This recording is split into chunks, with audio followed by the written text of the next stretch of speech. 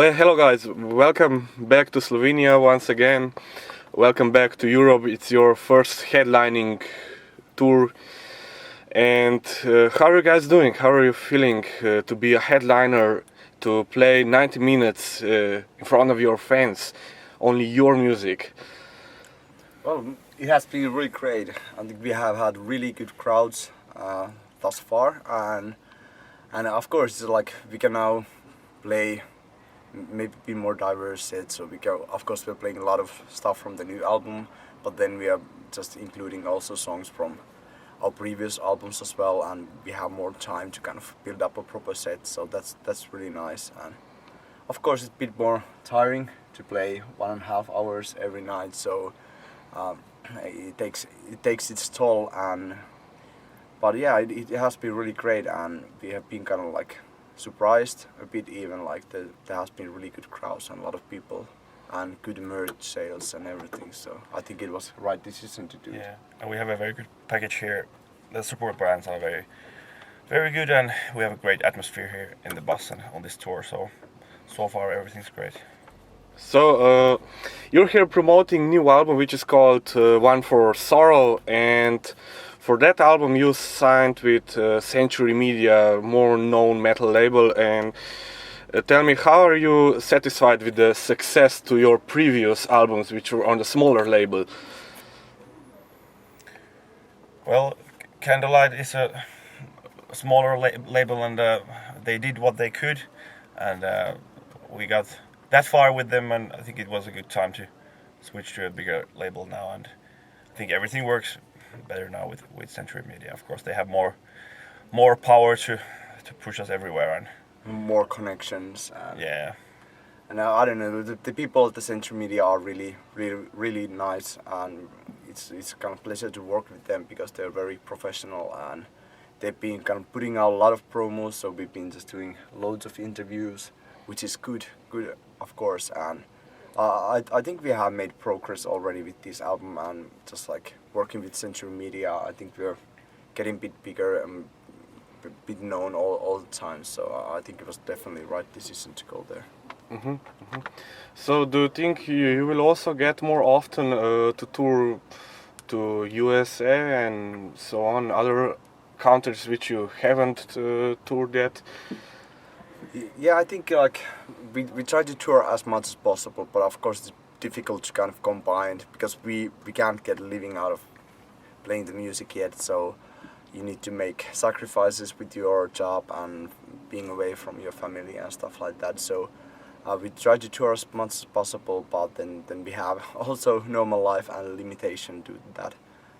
But yeah, we're definitely going to USA next year, and hopefully do another European tour as well. A lot of summer festivals. And maybe even 2 US tours. Yeah, See. Let's see how it goes. So basically, there's a lot of offers coming in now, and it's just like I kind of like looking for right tours, and of course, kind of like get all the financial issues sorted out because it's quite expensive to go to USA. You have to have visas and everything. So, but yeah, I think it will be pretty hectic year next year. Yeah, it will be.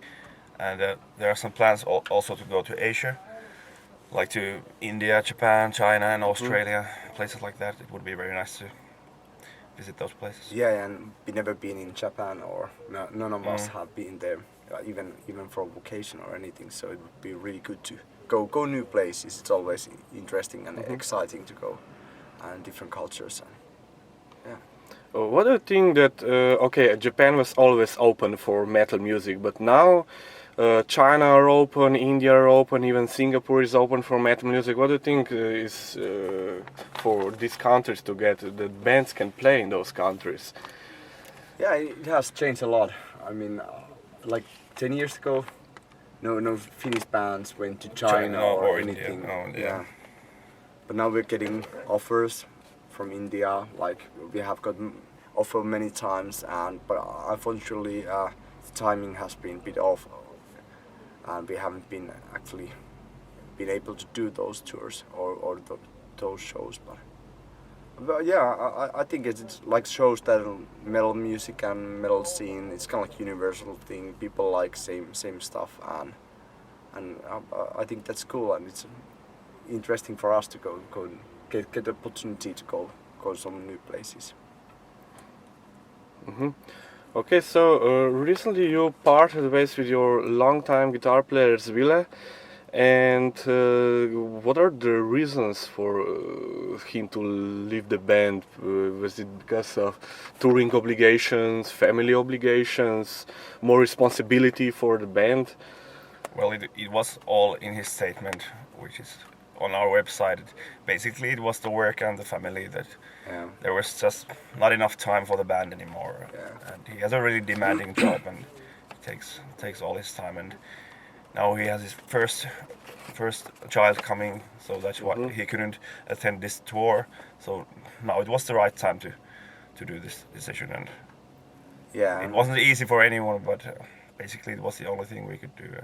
Yeah, to keep the band going, you just kind of like we need to just work all the time, like doing interviews and everything, and so you have kind of like have to have certain kind of dedication, and I think Ville's work just grew bigger part for his life, and it's really demanding, and he wasn't happy for the situation either. Like he couldn't participate as much he would like to, so it was kind of like in a way it's sad situation, but I think we just like, because we're good friends still, we were able to kind of talk it through and kind of like make reasonable choices without hurting anyone's feelings or anything, or losing the friendship or anything.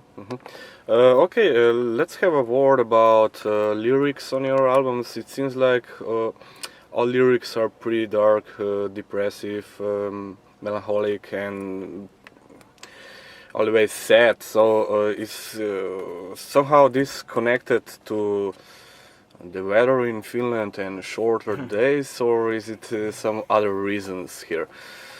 Well, I think the main reason is that the music is so melancholic and sad that the lyrics they have to fit the mood. So it wouldn't make sense to write really happy, overly positive lyrics when the music is so sad. I think that's the most important thing here. Yeah. Yeah, and it's just like metal music is kind of like from the sad spectrum of music, saddest spectrum of the music, saddest end. So it's just like you can't sing about positive things in a way like directly, but of course I think we have all kind of stuff in there, and it's not like only depressing and just basically saying that everything is just shit, but that there's you can kind of take charge of your life, and you have own willpower. You can decide what you're gonna do, and all kind of these ideas also in between. And so I don't know, it's just natural to write about sad things or this kind of stuff. Do you have any specific inspiration for those for writing such dark lyrics? Is it maybe poets or novel writers? Well, yeah. In general, novels, books, poetry, or movies, anything can affect the writing. And of course, there are. I could drop some names of the poets here, but there are several. Yeah, basically everywhere, whatever. It can be some line from a movie, which kind of like you get the idea. Or I was reading Neil Gaiman's books when I was writing the lyrics, so I got like a lot of inspiration and ideas from there, and so it varies a lot. But basically, you just pick up ideas everywhere, wherever you go. I just have a notebook and I just write it up. Okay, this could be one topic for one song.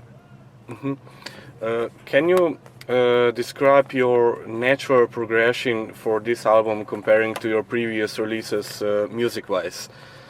In what way is One for Sorrow a better continuation of those albums you released so far?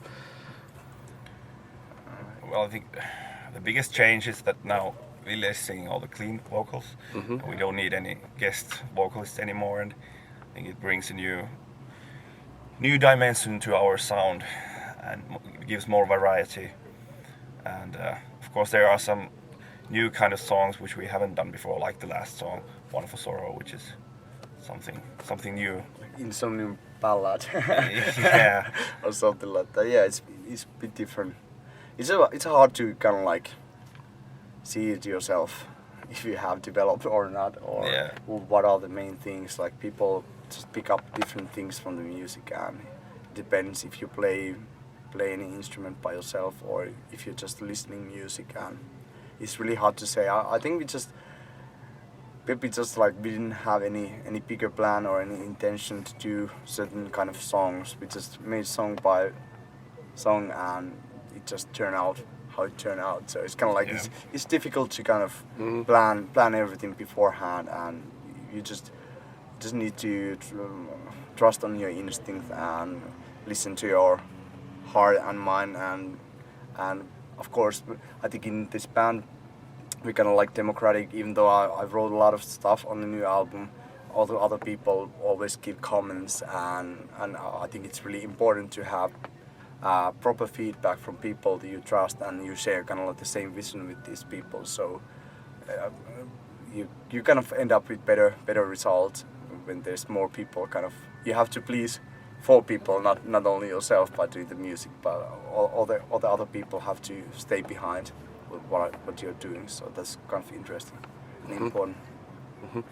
Okay, a little bit different questions, which concerns metal chicks.